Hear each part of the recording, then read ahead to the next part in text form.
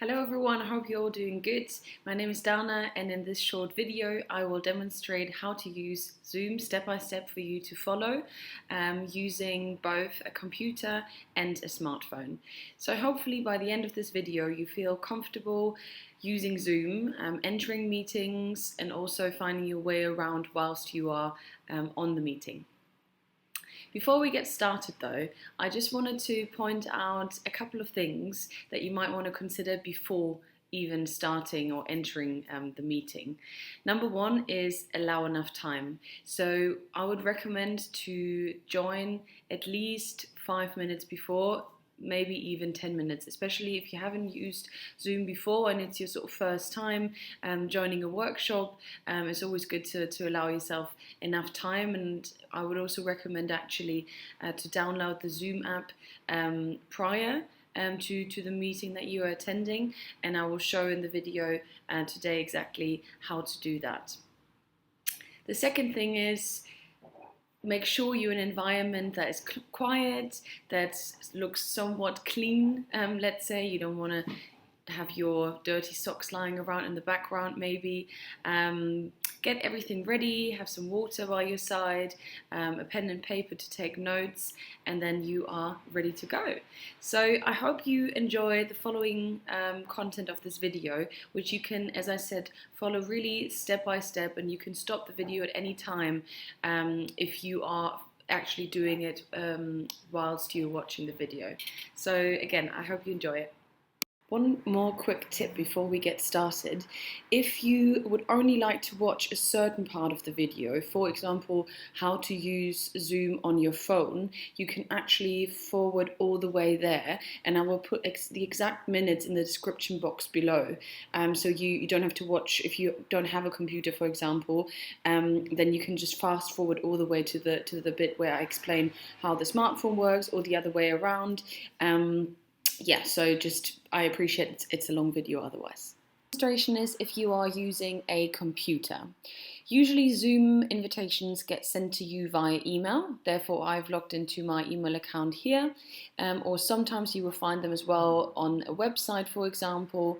In this case, as it has been sent to me via email, it will always look quite similar to this. So there will be a topic, a time, and then most importantly the link to enter the meeting, and you will always have the meeting ID and the passcode.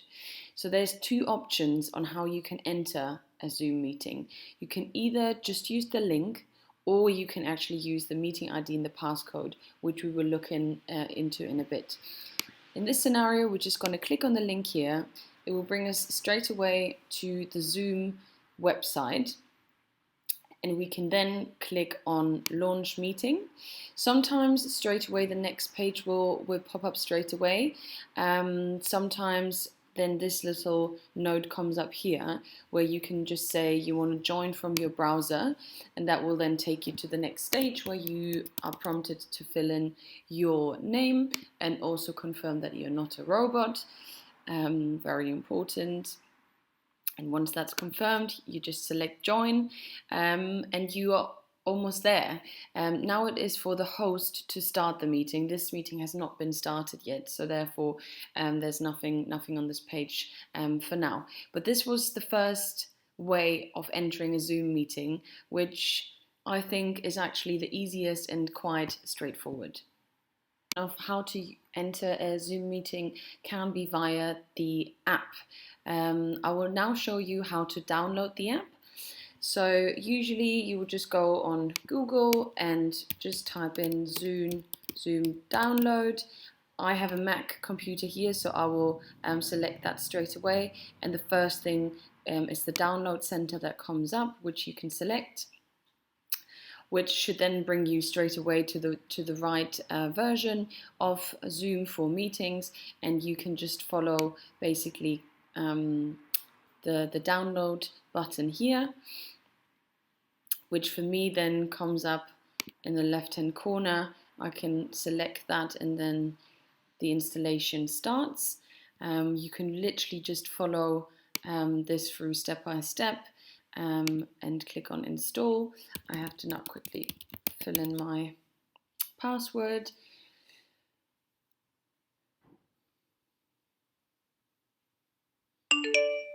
So the app has now been installed. Then the app will automatically appear. So now you can either join a meeting or sign in. So earlier I said you don't have to create an account to join a meeting. So in this scenario, we're just going to say we want to join a meeting. And what we can do now is, instead of using the link, we can actually use the meeting ID and the password that was in the invitation that I shared in the video before this. So I'm going to go back to my emails and actually scroll down here and select the meeting ID, the app just right next to it, and then you can just type in the meeting ID here. And you now have the chance to also change your name here. I'm happy for this to be my name, and I'm also happy for this to be remembered for future meetings. You can select straight away that you would like your video to be turned off and your audio not to be connected. I would like both of those because basically when I enter the meeting, I would like my audio to be on and also my video to be switched on. So what I'm going to say is I'm just going to click join, and then it will ask me for the meeting passcode, which again is on my email, just here down to the left. So I'm just going to type it up, 321604, and press join for another time. And again, this is similar to the video before this. We are now waiting for the host to start the meeting. So this is a way of also entering a Zoom meeting if you've already downloaded the app, and also if you prefer to just using the link and you have already uploaded the Zoom app, you can still again also just use the link, which will then again bring you to this. I'm just going to close that for now. We'll bring you again to this website, but you can actually then select straight away open on Zoom US, which then means that it will straight away come up on your app, and you won't have to fill in the meeting ID and the password. It's basically waiting for the host to start the meeting, so there's nothing for you to do here. You can test your computer audio if you like, so you can select that and make sure if this sort of moves when you're talking, and then your microphone should be working. You can choose as well if you are using headphones, for example, but again, this might look very different on each computer if you're using Windows or Mac, for example. So now we're waiting for the host to start the meeting. So now, again, automatically nothing for you to do, it will connect. So you're now in, but you're waiting for the host to admit you. Right now you're sort of in the waiting area, let's call it. So I will admit you. And what will then come up is if you want to join with the computer audio, which in most cases is what you want to do because that's the sort of the microphone that is attached to your computer. We are in the meeting, so this is where you will see the host, which is myself at the moment because we're obviously doing a test one. So if I switch my video on, then you will see me, you would see the host there, but I'm just going to switch my video off, and up here in this window you will see yourself. So this is where we're going to start sort of exploring some of the features. Here at the bottom left, if you just click this, you will now see yourself here, but also everyone else will see you. So it's completely up to you if you want to have your video on or you would like to have your video off. So I'm just gonna put it off again. It's a great way of feeling connected, I think. So I would always encourage people to have their video on, but I also understand if people are not comfortable with it. And then here in the bottom left, you've got your mute your microphone basically. So at the moment no one can hear you. If you say something, no one will be able to hear you. That's why it's sort of crossed off. If you would like to say something and be heard by everyone, then you literally just press this. Yeah, and then everyone can basically hear you. Again, you have a little arrow up here where you can change what microphone you're using and what speaker you're using, but usually that is automatically already set. I'm just gonna mute myself again. This could be the case in workshops, for example, where someone presents something. They might ask you to put yourself on mute, and then if you would like to say something, you can basically unmute yourself. Those are the two most important functions, I would think, in this window, but also a bit more. So if you hover over your photo up here, you can actually click on these three dots here and you can rename yourself. So if I just wanted to call myself just Dana Test maybe, and then that will change straight away. So just the three dots, that will then bring you to the rename button. That's a really good function to have, so everyone knows what your name is. Up here in the right, we've got different views that we can select. So we can either have the speaker view, that's the view that we're having at the moment, which means that you will always see the person that is talking at that time. So it might be the host, but it might be also someone else within the meeting. If you would like to see everyone on the call, so if there's a call with more people than just two, you can select the gallery view. And then you will have many more photos. In this scenario, is only me and the host, so that's why you only have the two screens here. But I would definitely recommend to use the gallery view up here if you are in a meeting with more than two people, so you feel sort of connected and you can have everyone on your screen. If you want that screen here, that meeting screen, to be bigger, you can also select the full screen, which you can access by using the escape button again as well. That's completely up to you if you prefer to do that. Let's go down to a few more of these functions here. So if you click on participants, for example, this will appear on your right hand side, which shows you all the participants. So again, potentially names, you can see who the host is.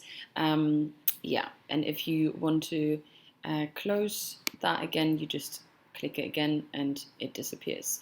The chat function is a really good function. I would encourage you to use, especially in workshops where maybe you don't want to interrupt, and the host has already said that they encourage you to use the chat button or the chat forum. So you can just click that, and again, this will appear on your on the right, and you can just message, "Hi, my name is Dana," and that's it, just as an example. And you can decide here, do you only want this to go to the host directly, or do you want this for everyone to see? So then you just press enter on your keyboard and you send your message. So this is good for questions as well, so you don't forget them, for example. So yeah, really good function. And if you just would like the chat box to disappear, you just click on it once again. The sharing screen function is usually only for the host, so they can share their screen with you, which will happen in workshops when people want to show maybe a presentation, for example, or a video. So I'm not going to go too much into detail. The recording button, again, you can record the session, but it's only the host that can do that. Usually at the beginning of a workshop, the host will always say if they are recording, but in most cases they're not doing so. And then last but not least, we've got a funny little function here, which is called reactions, where you can either sort of raise your hand, which means for the host, okay, this person, Dana, wants to say something. And you can also then again lower your hand again. It's important not to forget that, otherwise your hand will be up the whole time. Or if someone says something that you agree with, maybe you can do a thumbs up, for example, and that will disappear after a few seconds. So those are the main features within the Zoom meeting. And if you then want to leave the meeting, it's really easy. Just on the bottom right here, you just click leave, and then again it will just give you one more window that you then just have to click on and select leave meeting. And that was the demonstration of how to enter a meeting and the main functions when you are in the meeting. So this video will show you how to download the Zoom app on your phone. So if you're using a smartphone, then the best way to go about that is, if you have an Android phone, to go to your Play Store. If you have an iPhone, it would be the App Store, and you can basically just select that. The Play Store will come up straight away. This is where you can download apps, and you can now go in the search section up here and just enter Zoom and select the search. Zoom should come up as the first one, so I'm just going to go straight away and install it here. So after a couple of minutes, it should all be downloaded, and then when you click on it, you can then select open, and the app should open straight away. So I really recommend using the app. It's just sort of the easiest way. So now I want to show you how to enter a meeting. I'm going to go back and see, it depends where have you received the Zoom invitation. For me, that again is in my email. So I'm just going to open on the invitation, and again it's similar to what it looks like on the computer. And what I will do is I will go and just use the link here, and it will straight away give you the option: do you want to open it with Chrome, which is sort of the browser, or because we've just downloaded the app, do you want to go straight to the app? I want to go straight to the app, so here we go. It will open straight away, and then automatically, with you having to do anything, it will lead you straight away to the meeting. As the host has not let you in yet, it will then prompt you to enter your name, which again, I'm just going to say Dana Test, because we're just doing a test, and then just say OK. And again, it will ask you for the terms and service and privacy policy, which I'm going to agree to. So now again, you are in the waiting room, waiting for the host to admit you. So there's nothing for you to do here. So similar to when we just did this over the computer, it will again look quite similar, and you can just, it will ask you which audio you want to use. And again, it's the call over the internet. It might ask you if you allow Zoom to use your audio on your phone, which I'm going to say allow, otherwise it won't work. So at the moment, again, you can see you are, if it disappears, you just need to like softly just click the screen. You at the moment you are on mute, so you can unmute yourself here, and you can also, put your video on if you like. Again, it might ask you if you allow Zoom to do that, which I'm gonna allow, and then your video will come up down here in this little section. At the moment, you don't see anything here because the host doesn't have their video on. I'm just gonna switch the video off again. Again, you have the participants here, and you have the three dots. So again, you can use those emojis, you can raise your hand, you can use the chat as well. So it's really quite similar. And if you would like to leave, you literally just press the button up here on your right, and again here, and you've left the meeting. I hope this video has been helpful for you and you feel comfortable now using Zoom, entering meetings and using some of the main features, either on your smartphone or on your computer, using the Zoom link or using the meeting ID and the password. If you've got any questions, please pop them in the comments below, or any other comments, feedback, please do let us know. And yeah, have fun Zooming.